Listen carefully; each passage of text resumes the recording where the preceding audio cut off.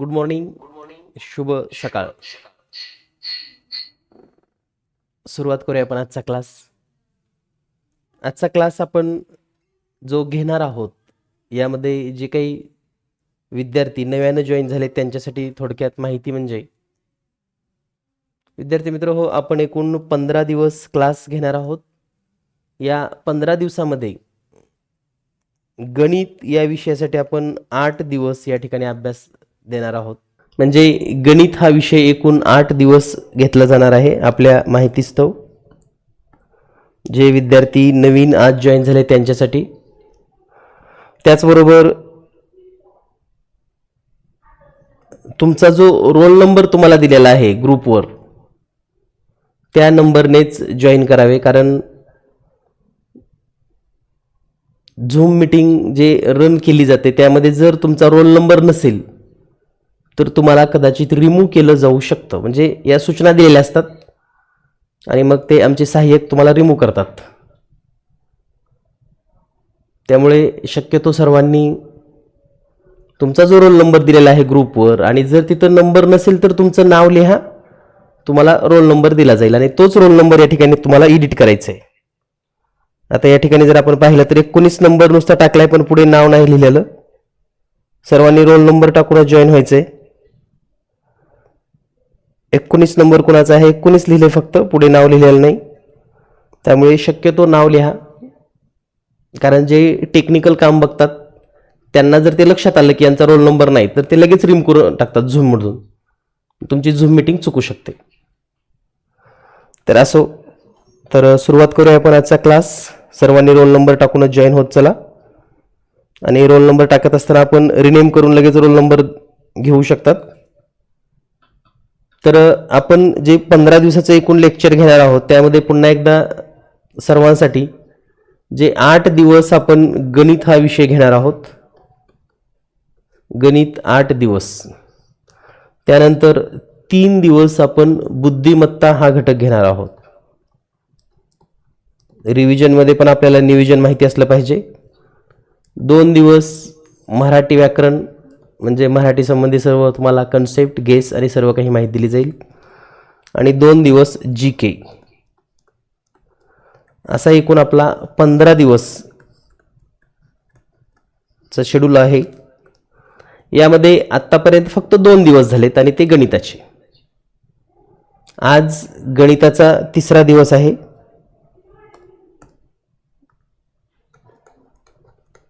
Day 3. यापूर्वी जे काही झालेलं असेल त्याचे सर्व रेकॉर्डिंग्स तुम्हाला ॲपवर दिलेले आहेत. त्या तुम्ही पाहून घ्या, त्याच्या नोट्स लिहा आणि तसेच प्रश्न परीक्षेमध्ये येतात हे लक्षात ठेवा. तर आज डे 4. या डे 4 मध्ये स्पेशली आपण भूमिती विशेष घेणार आहोत. सैनिकी शाळा प्रवेश परीक्षा 2026 फास्ट ट्रॅक बॅच. यामध्ये आज जो आहे तो आहे डे 3 गणित विषयासाठी. तर आज आपल्याला जो भाग घ्यायचा आहे त्याच्यामध्ये भूमिती हा भाग आपण समजून घेणार आहोत. भूमितीमध्ये 2 वेगवेगळे कन्सेप्ट आहेत. एक भूमितीतल्या सर्व संकल्पना आणि दुसरा आहे परिमिती, क्षेत्रफळ, घनफळ, पृष्ठफळ. तर उद्याच्या झूम मीटिंगमध्ये आपण हा भाग घेणार आहोत. परिमिती, क्षेत्रफळ, घनफळ, पृष्ठफळ. आज काय घेणार आहोत आपण, तर आज मध्ये भूमितीतल्या सर्व संकल्पना आणि महत्त्वाच्या बाबी आपण या ठिकाणी आज पूर्ण करणार आहोत.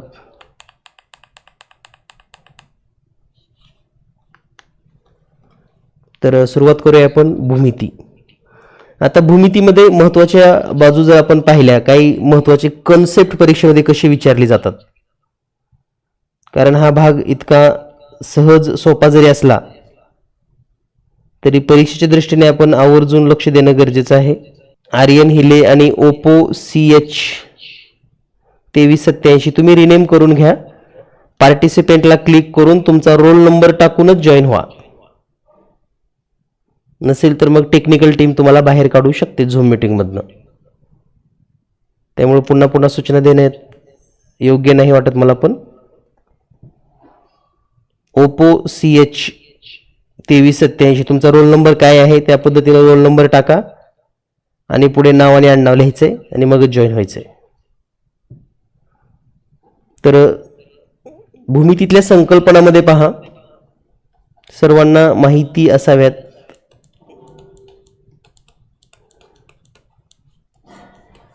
आणि हे परीक्षेत आवर्जून विचारलं जातं. काय आहेत भूमितीतल्या संकल्पना? तर समजा आता एक बिंदू असं दाखवला तर याला आपण बिंदू असं म्हणतो. मग बिंदू म्हणजे काय? तर समजा पेन असेल, पेन्सिल असेल किंवा एखादी कार वस्तू असेल, टोकदार वस्तू असेल, ती जर आपण कागदावर ठेवली किंवा फळ्यावर ठेवली तर तिथं जी खूण निर्माण होते त्यालाच बिंदू असं म्हणतात. तर बिंदूवर आपल्याला काही प्रश्न विचारला जाणार नाही. पण आता बिंदूच्या पुढच्या ज्या संकल्पना आहेत, जसं की रेषा. आता ही रेषा आहे, याला जर आपण नाव दिलं तर A आणि B असे दोन बिंदू घेऊन आपण म्हणू शकतो रेषा AB. किंवा या रेषेला एक अक्षरी पण नाव दिलं जातं. समजा हे L आहे तर याला आपण रेषा L असंही म्हणतो. आता या संदर्भामध्ये आपल्याला काय माहिती असणं गरजेचं आहे? तर पहिला पॉइंट, रेषा दोन्ही बाजूस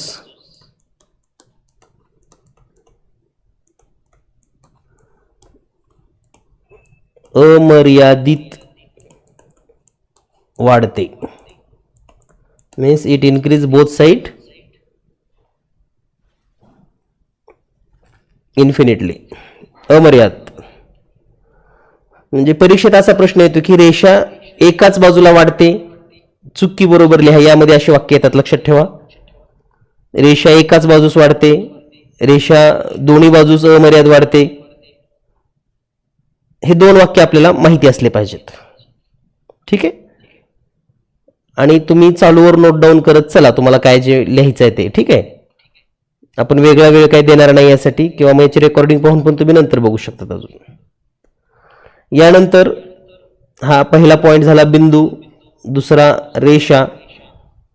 त्यानंतर तिसरा मुद्दा आहे रेषाखंड. आता या रेषेचा जर मर्यादित भाग घेतला आपण, मर्यादित म्हणजे बघा रेषाखंड आणि रेषेमध्ये काय फरक आहे? तर रेषेला दोन्ही बाजूला बाण दाखवलेत, असे बाण. थोड्या वेगळ्या रंगाने दाखवतो, असे बाण आहेत. रेषेच्या दोन्ही बाजूला असे बाण दाखवलेत. हा बाण का दाखवलेला आहे? तर या बाणामुळे ही रेषा पुढे वाढत जाणार आहे, म्हणून त्याला अमर्याद वाढ असं म्हटलं जातं. त्यामुळे हे वाक्य खूप महत्वाचं आहे आपल्यासाठी परीक्षेच्या दृष्टीनं. चुकी बरोबर मध्ये असे वाक्य विचारतात. रेषाखंडाचं कसं आहे पहा, दोन्ही बिंदू इथं थांबतात, याला आपण रेषाखंड असं म्हणतो. रेषाखंड म्हणजे रेषेचा मर्यादित भाग.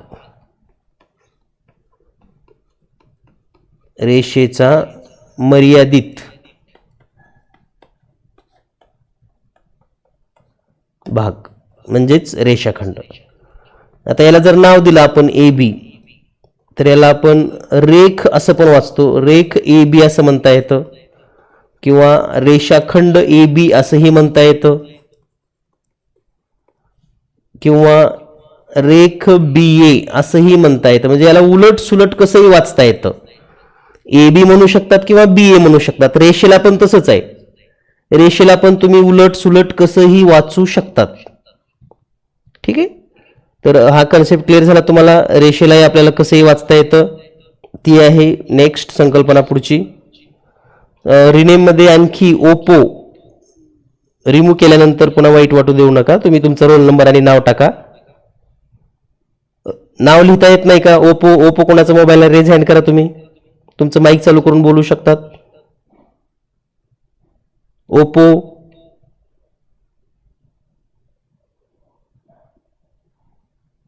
त्यानंतर सोरीत म्हणून एक नंबर आहे, सोरीत त्यांनी पण रोल नंबर नाही टाकलेला. तुमचा जर रोल नंबर तुम्हाला माहित नसेल तर तुम्ही व्हॉट्सअपच्या ग्रुपवर तुमचं नाव टाका, तुम्हाला रोल नंबर मिळेल. नसेल तर पुढच्या 5 मिनिटांमध्ये तुम्हाला रिमूव्ह केलं जाईल.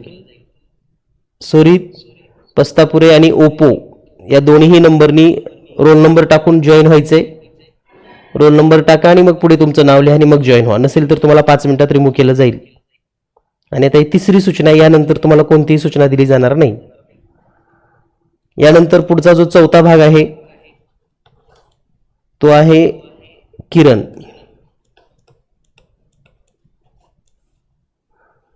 यालाच इंग्लिशमध्ये आपण रे असं म्हणतो.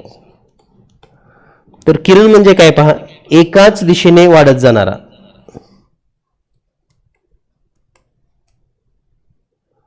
समजा हा बिंदू ए आहे आणि हा बी, तर ए कडून बी कडे ही रेषा वाढत चाललेली आहे.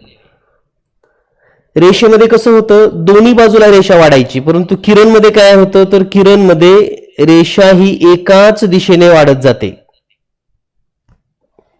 आणि याचं नाव लिहिताना मात्र किरण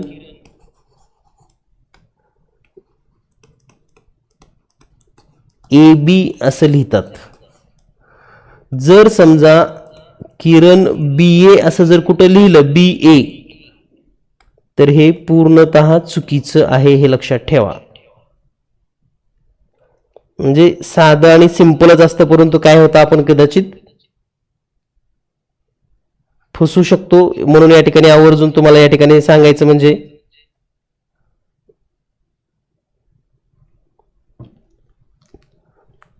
किरण हे नाव एकाच पद्धतीनं म्हणजे एकाच दिशेनं लिहिलं जातं, जिकडून सुरुवात होते आणि जिकडं हा किरण जातोय, जिकडं बाण दाखवलाय त्याच दिशेनं हा पुढे असा वाढत जाणार आहे, न थांबणारा. थोडक्यात म्हणजे रेषा दोन्ही बाजूला अमर्याद वाढते, किरण हा एकाच बाजूस अमर्याद वाढतो. किरण एकाच बाजूस अमर्याद वाढतो. ठीक आहे. यानंतर पुढची बेसिक संकल्पना आहे ती म्हणजे कोन. 5वी कन्सेप्ट आपल्याला शिकायची आहे, कोन. त्यालाच आपण अँगल असं म्हणतो. तर ही कोन संकल्पना कशी आहे पहा, एकाच बिंदूतून दोन किरण जेव्हा या ठिकाणी असे काढले जातात तेव्हा जी आकृती बनते त्याला आपण कोन असं म्हणतो. या ठिकाणी जर नाव दिलं समजा ए बी सी, तर हा आहे कोन ए बी सी. म्हणजे कोणाचं नाव कसं लिहिलं जातं ते पण माहिती असू द्या. यालाच कोन सी बी ए असंही म्हणतात किंवा फक्त कोन बी असंही म्हणतात. म्हणजे या कोणाचं 3 प्रकारे वाचन होतं, लक्षात ठेवा. किती प्रकारे वाचन होतं? 3 प्रकारे. कोन A B C, cone C B ए आणि कोन बी, या पद्धतीने. आता यामध्ये कोणाचे सर्व प्रकार आपल्याला माहिती असणं गरजेचं आहे आणि कोणाबद्दल आता आपल्याला थोडी माहिती पाहिजे. तर आता जी पुढची संकल्पना आपल्याला शिकायची आहे ती म्हणजे कोन. कोन आणि कोणाचे प्रकार. आता कोणाचे जे विविध प्रकार आहेत त्यामध्ये आपण एकच चार्ट या ठिकाणी करणार आहोत, जेणेकरून तुम्हाला एकाच चार्टमध्ये सर्व कोणाचे प्रकार पाहता येतील किंवा समजून घेता येतील. तर पहिला जो प्रकार आहे तो म्हणजे शून्य कोन. त्यानंतर लघु कोन. पुढचा आहे काटकोन. त्यानंतर विशाल कोन. त्यानंतर आहे सरळ कोन. त्यानंतर पुढे आहे प्रविशाल कोन.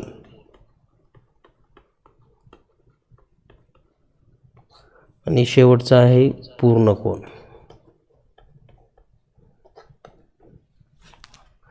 तर परीक्षेत या घटकावर किमान एक प्रश्न हमखास विचारला जातो.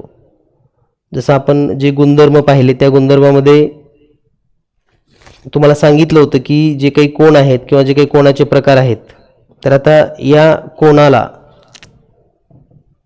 आपल्याला काही महत्त्वाच्या गोष्टी माहिती असणं गरजेचं आहे. तर जो शून्य कोण आहे त्याला आपण झिरो अँगल असं म्हणतो. लघु कोण आहे त्याला आपण ॲक्यूट अँगल असं म्हणतो. काटकोन म्हणजेच राईट अँगल. विशाल कोन म्हणजे ऑब्ट्यूस अँगल. सरळ कोन म्हणजे स्ट्रेट अँगल. Straight angle. प्रविशाल कोन म्हणजेच रिफ्लेक्स अँगल. आणि पूर्ण कोन म्हणजे कंप्लीट अँगल किंवा त्याला आपण फुल रोटेशन अँगल असं पण म्हणतो किंवा फुल अँगल.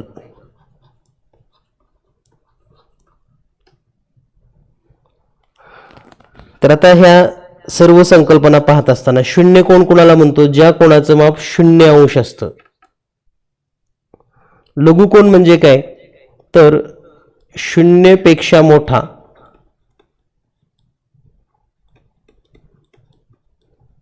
आणि 90 पेक्षा लहान,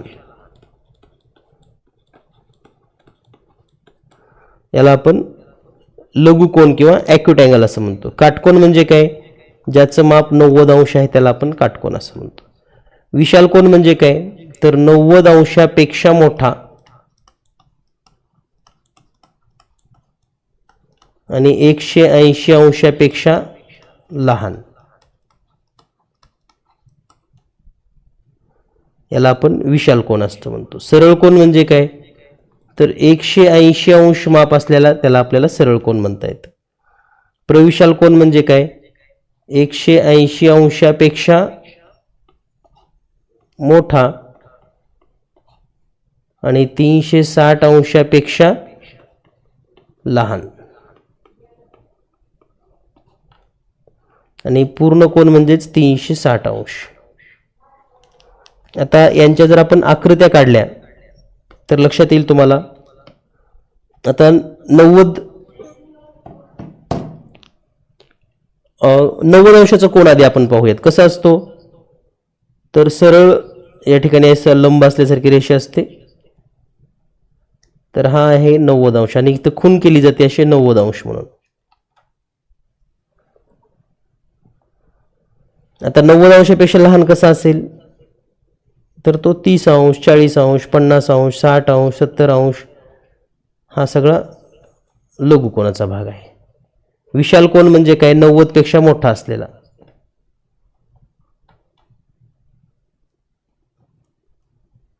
म्हणजे 140 अंश, 130 अंश, 120 अंश या पद्धतीने. 0 अंश म्हणजे काय? तर एकाच रेषेमध्ये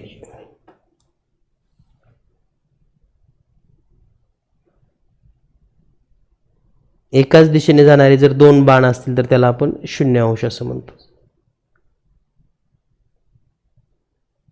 आणि स्ट्रेट अँगल म्हणजे काय? तर एकमेकाच्या विरुद्ध दिशेने जाणारे आणि एकाच रेषेमध्ये असतात परंतु या ठिकाणी 180 अंशाचा कोन तयार होतो. असा सरळ रेषा जी असते त्या रेषेवर 180 अंशाचा कोन आपण सहज दाखवू शकतो. त्यानंतर रिफ्लेक्स अँगल म्हणजे 180 पेक्षा जास्त. तर या पद्धतीनं हा अँगल आहे. समजा हा जर अँगल पाहिला आपण तर तो आहे 230 अंशाचा. आणि पूर्ण कोन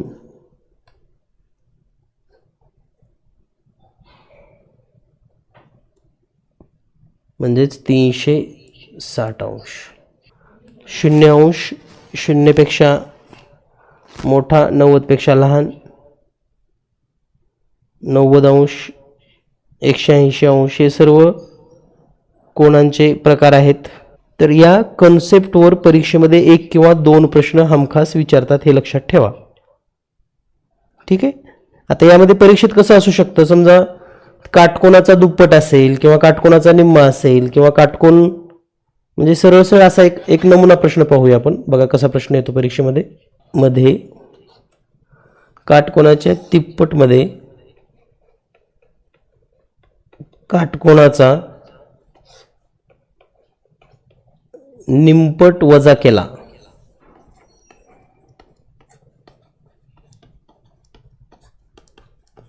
तर येणारा कोन किंवा मिळणारा कोन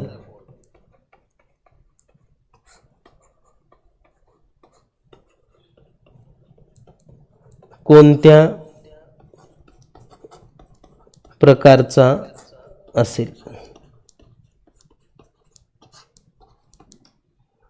तर पहिला प्रकार समजा या ठिकाणी दिला जातो पूर्ण कोन. दुसरा ऑप्शन प्रविशाल कोन.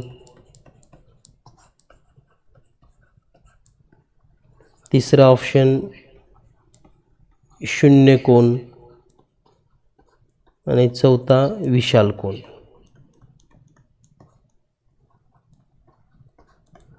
तर हे 4 प्रकार आहेत. आता यामध्ये काय उत्तर बरोबर असेल? करेक्ट. तर यामध्ये जे योग्य उत्तर असणार आहे,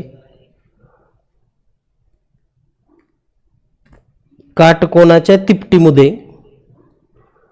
किंवा इथं काटकोनाच्या तिपटीमधून असं करूयात आपण.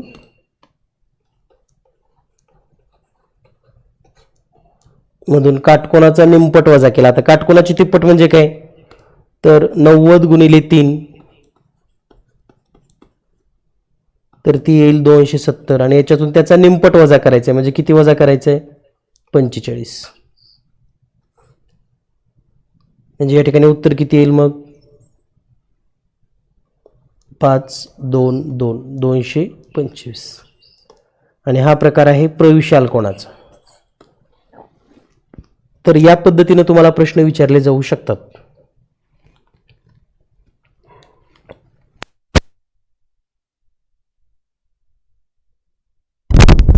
तर लक्षात घ्या, असेच प्रश्न परीक्षेत असतील तुमच्या. त्यांचे गुणधर्म असतील, निमपट असेल, दुप्पट असेल किंवा सरळ कोनाच्या निम्मा कोन किती होऊ शकतो त्याचा प्रकार विचारला जाऊ शकतो, किंवा पूर्ण कोनाचा 1/5 कोन किती होतो. ठीक आहे. बघा, पूर्ण कोनाचा 1/5 1/5 कोन म्हणजेच, आणि मग पुढे प्रकार येतात. मग विशाल कोन, दुसरा प्रविशाल कोन,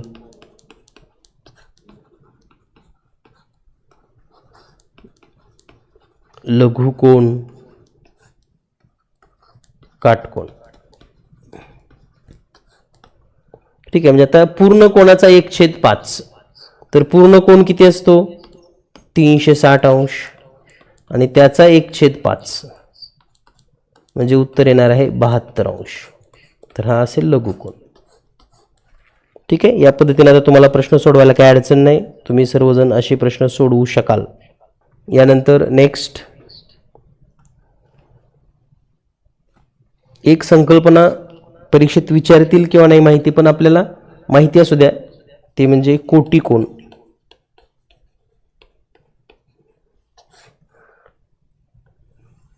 आणि पूरक कोन.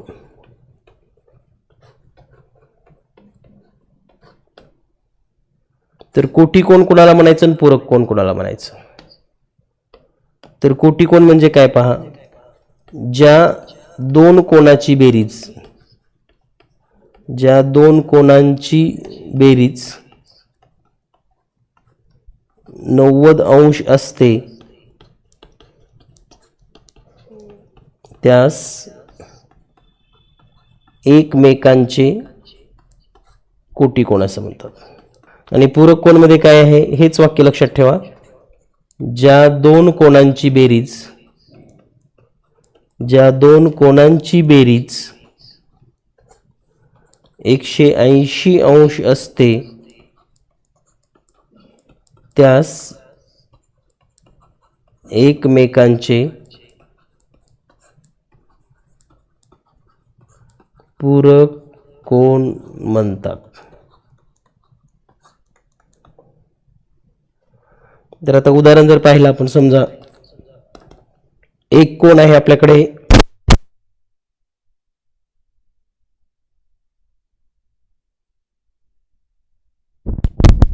एक कोण आहे 30 अंश. तर 30चा कोटिकोण, 30चा कोटिकोण किती असेल मग? तर 90 मधून 30 वजा करायचं, उत्तर येतं 60. तर 30चा कोटिकोण 60 अंश आहे. इकडे एक उदाहरण पाहूया आपण. समजा आपणास एक कोन दिलेला आहे 40 अंशाचा. तर 40 अंशाचा पूरक कोण, तर 180 मधून 40 वजा करा, उत्तर येईल 140 अंश. कारण दिलेल्या दोन कोणाची जी बेरीज असते, समजा हे 30 अंश आणि 60 अंश यांची बेरीज 90 येते. हा 40 आणि त्याचा पूरक कोण, त्यांची बेरीज येते 180. या पद्धतीने ही संकल्पना आपल्याला माहिती असणं गरजेचं आहे. यानंतर पुढील संकल्पना आपण समजून घेणार आहोत मूलभूत संकल्पनेमध्ये. तर त्रिकोण आणि त्रिकोणाच्या प्रकारामध्ये जर आपण पाहिलं, तर पहिला प्रकार आहे लघुकोन त्रिकोण.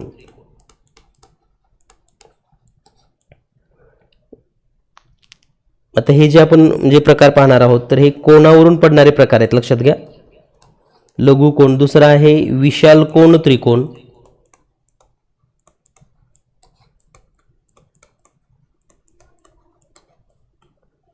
आणि तिसरा आहे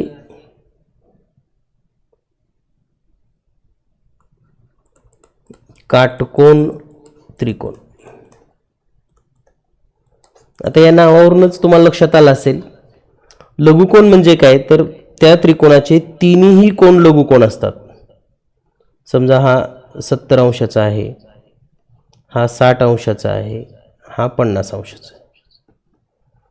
आणि त्रिकोणाच्या तिन्ही कोणाची बेरीज 180 अंश असते. पहा, म्हणजे यांची जर बेरीज केली आपण 60, 70 अधिक 50, तर ही बेरीज येते 180 अंश. कोणत्याही त्रिकोणाच्या तिन्ही कोणाची बेरीज येते 180 अंश. त्यानंतर विशाल कोन म्हणजे काय, तर यामध्ये एक कोन हा विशाल कोन असतो. त्रिकोणाचा एक कोन हा विशाल कोन असतो. जे समजा या ठिकाणी जर या कोणाचं माप आपण पाहिलं, समजा हा आहे 130 अंश.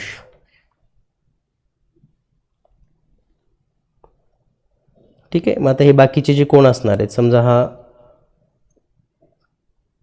30 अंशाचा आहे आणि हा असेल मग 20 अंशाचा, कारण तिन्हीची बेरीज यायला पाहिजे 180 अंश.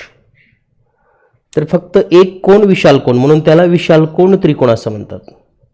लघुकोणामध्ये मात्र तिन्ही कोन लघुकोणच असतात.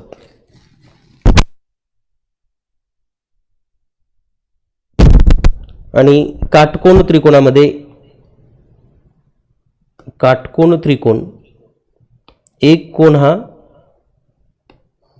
90 अंशाचा असतो. आता हा जो त्रिकोण आपण पाहतोय, या त्रिकोणाचा एक कोन 90 अंशाचा. आणि आता हे वरचा आणि खालचा जर कोन आपण पाहिला, समजा हा 30 अंशाचा असेल, तर हा 60 अंशाचा असेल. म्हणजे कधी कधी असेही प्रश्न येऊ शकतात की काटकोन त्रिकोणामध्ये काटकोन सोडून इतर कोण कोणत्या प्रकारचे असतात, तर ते लघुकोन असतात. ठीक आहे. विशाल कोन म्हणजे एक कोन विशाल कोन, काटकोन म्हणजे एक कोन काटकोन, लघुकोन मध्ये तिन्ही कोन लघुकोन. तर हे जे कोणाचे सर्व प्रकार आहेत, तर हे कोणावरून झालेत, म्हणजे कोण कसे असतात याच्यावरून. आता त्रिकोणाचे बाजूवरून पण 3 प्रकार पडतात. बाजूवरून, तर त्यामध्ये पहिला समभुज त्रिकोण.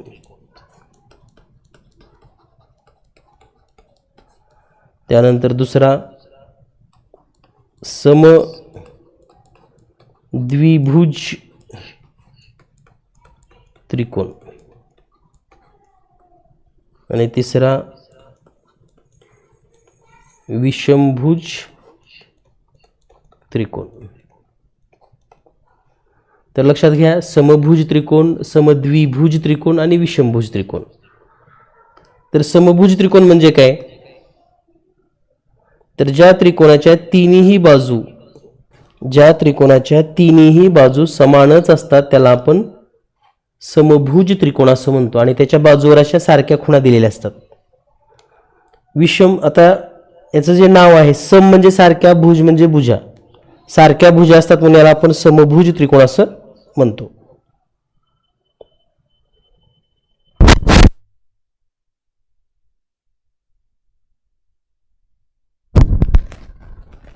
यानंतर पुढचा जो प्रकार आहे तो म्हणजे समद्विभुज.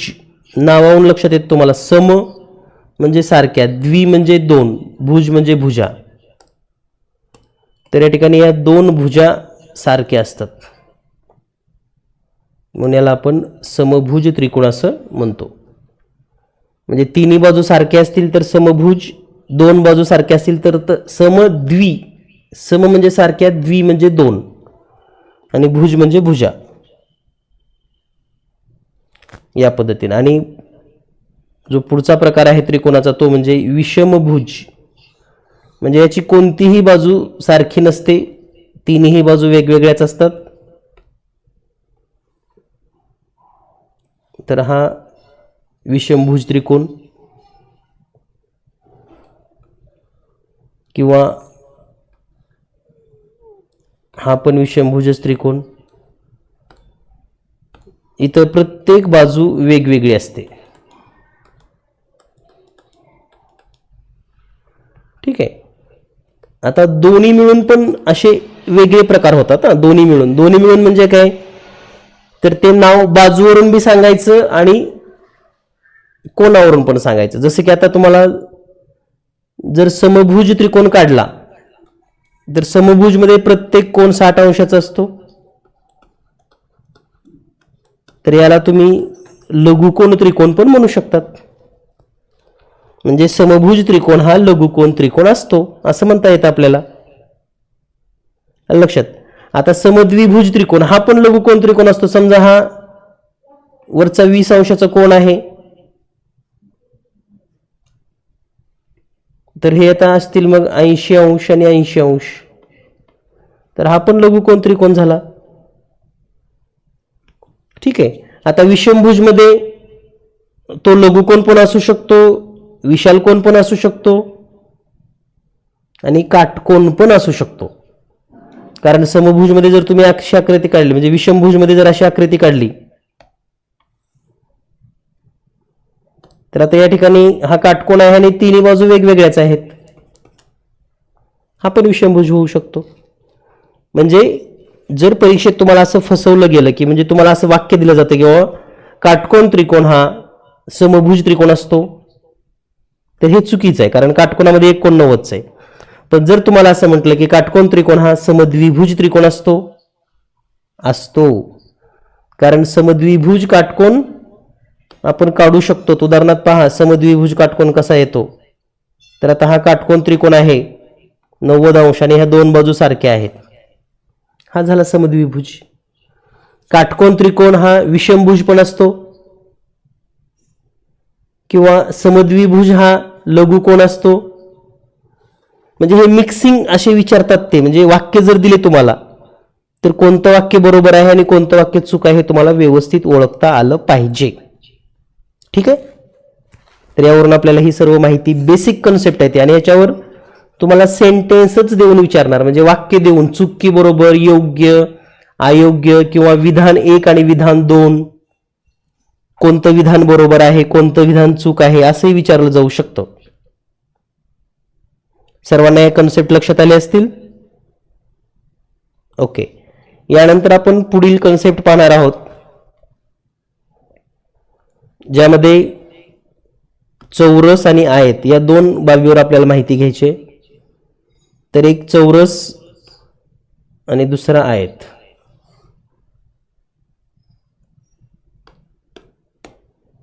तर हा चौरस याची प्रत्येक बाजू समान असते आणि प्रत्येक कोन 90 अंशाचा असतो. सर्व बाजू सारख्या म्हणून सर्व बाजूवर सारख्या खुणा, प्रत्येक कोन 90 अंशाचा. त्यामुळे समोरासमोरच्या बाजू समान असतात अशा.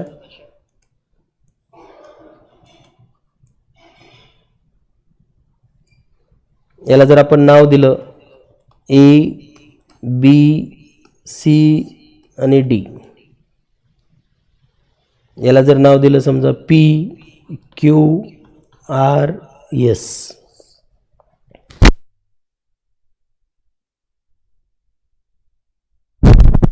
तर या आकृतीमध्ये समोरासमोरच्या बाजू आपल्याला सांगता येतात, लगतच्या बाजू सांगता येतात. तुम्हाला सर्वांना कोणाचे प्रकार माहित आहेत. यामध्ये चौरसामध्ये जर पाहिलं आपण तर सर्व बाजू समान, त्यानंतर प्रत्येक कोन 90 अंश म्हणजेच काटकोन.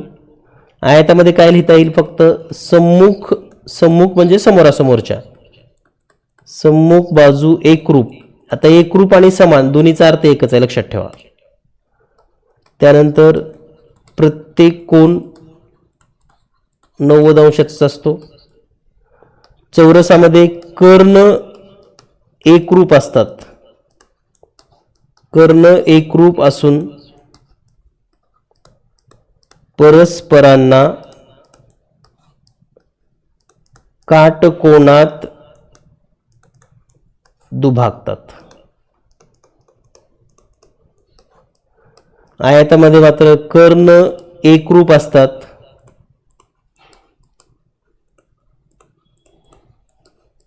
व परस्परांना दुभागतात.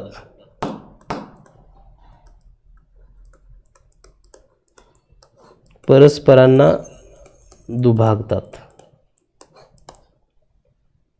तर आता या ठिकाणी जर आपण व्यवस्थित अजून समजून घेतलं तर लक्षात येईल. तर कर्ण म्हणजे काय, तर डी आणि बी बिंदू जोडणारी रेषा.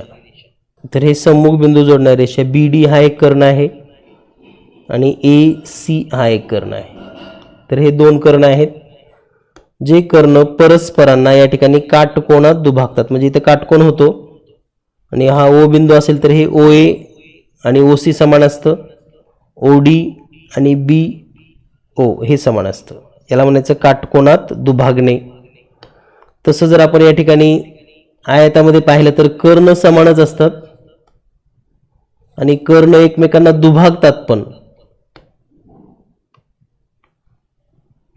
कर्ण एकमेकांना दुभागतात, परंतु तिथं काटकोन तयार होत नाही. एवढाच फरक आहे दोन्हीमध्ये.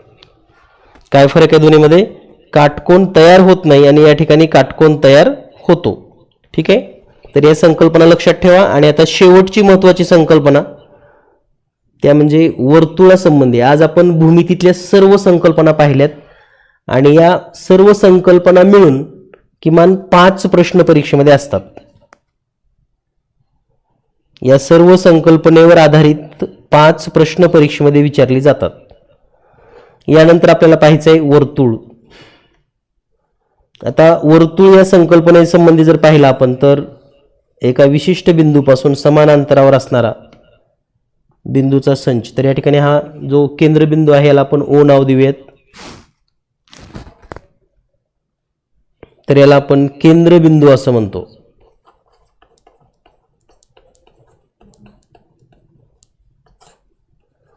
केंद्रबिंदू ओ. त्यानंतर केंद्रबिंदू आणि वर्तुळावरचा बिंदू जोडणारी रेषा यालाच आपण त्रिज्या असं म्हणतो. म्हणजे या ठिकाणी त्रिज्या कोणती आहे, त्रिज्या ओ ए. आणि वर्तुळाला आपण असंख्य त्रिज्या काढू शकतो, असंख्य त्रिज्या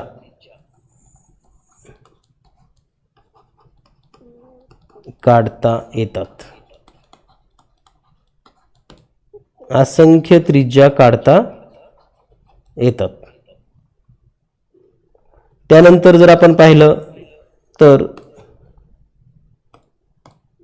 वर्तुळावरचे कोणतेही दोन बिंदू जोडणारी रेषा, कोणतेही दोन बिंदू, आता समजा हे दोन बिंदू आपण जोडलेत, कुठेही दोन बिंदू असू द्या, हे दोन बिंदू जी जोडणारी रेषा आहे, याला जर समजा आपण ए बी, दुसरं नाव देऊयात आपण सी डी,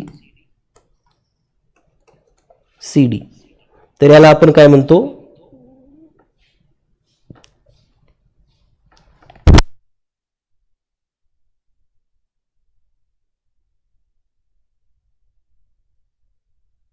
तर याला आपण जीवा असं म्हणतो, जीवा सी डी. आणि अशाही जीवा आपण भरपूर काढू शकतो, कितीही, असंख्य. त्यानंतर जर जीवा वर्तुळाच्या केंद्रातून जात असेल, म्हणजे समजा आपण अशी जीवा काढली,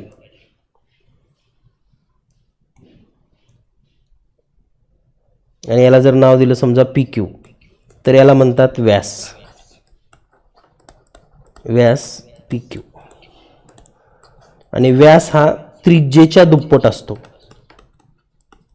त्रिज्येच्या दुप्पट व्यास.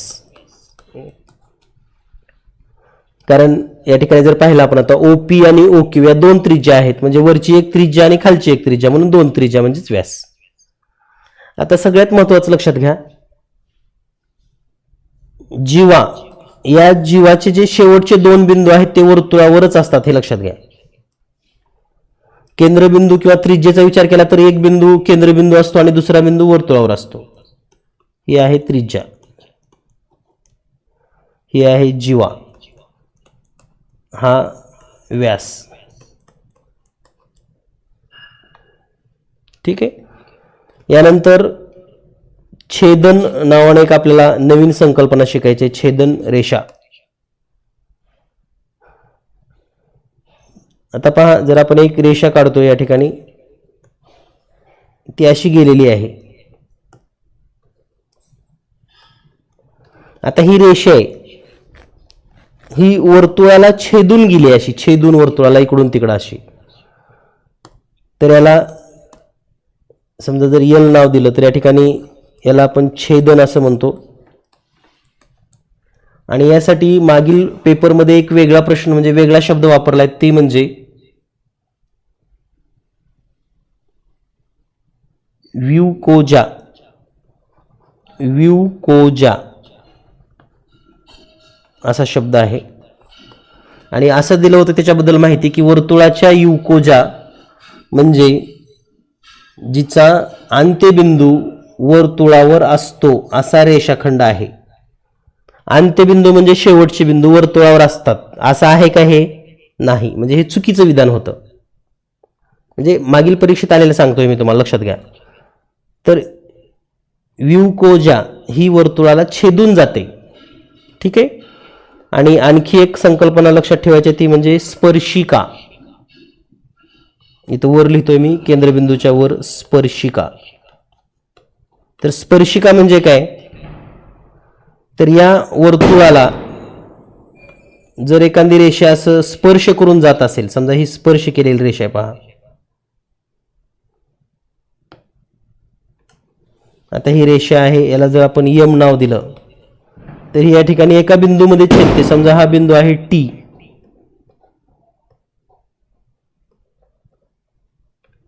टी बिंदू आहे. तर स्पर्शिका म्हणजे काय? वर्तुळाच्या बाहेरून वर्तुळाला एकाच बिंदूमधून स्पर्श करून जाते, त्याला म्हणायचं स्पर्शिका. लक्षात ठेवा. तर या सर्व संकल्पना तुम्हाला लक्षात आल्या असतील, नोट डाऊन केल्या असतील तर खूप छान. आता तुम्हाला जर काही या संदर्भात डाऊट असेल किंवा काही अडचण असेल तर आपण रेज हँड करू शकता. आज जो काही घटक पाहिला या घटकावर तुम्हाला काही विचारायचं आहे का? कोणाला काही अडचण आहे का? जर असेल तर विचारा. शक्यतो सर्व संकल्पना या ठिकाणी मी सांगितलेल्या आहेत. तरीही तुम्ही हा व्हिडिओ पुन्हा डबल पाहू शकतात. आता कुणाला काही अडचण असेल तर आपण विचारू शकतात. तर विद्यार्थी मित्र हो, आत्ताच आपण भूमितीतील सर्व संकल्पना या बाबीवर सविस्तर माहिती पाहिलेली आहे आणि या प्रत्येक घटकावर जसे की बिंदू, रेषा, किरण, कोनाचे प्रकार, त्रिकोणाचे प्रकार, चौरसाबद्दलची माहिती आणि वर्तुळासंबंधीची माहिती, या 5 वेगवेगळ्या घटकाचा जर विचार केला तर 5 प्रश्न हमखास परीक्षेत असतात. त्यामुळे या 5 प्रश्नामध्ये आपल्यास आता कोणतीही चूक होणार नाही आणि तुम्हाला गणिताला पैकीच्या पैकी म्हणजे 50च्या 50 प्रश्न बरोबर येणार हे निश्चित आहे. आणि इतरही विषयाची आपण जेव्हा रिव्हिजन घेणार आहोत तेव्हा कन्सेप्ट वाईज तुम्हाला अगदी सोप्या पद्धतीनं सर्व शिकवलं जाईल. तर या ठिकाणी आपण थांबूयात. सर्वांना पुन्हा एकदा शुभेच्छा. थँक्यू.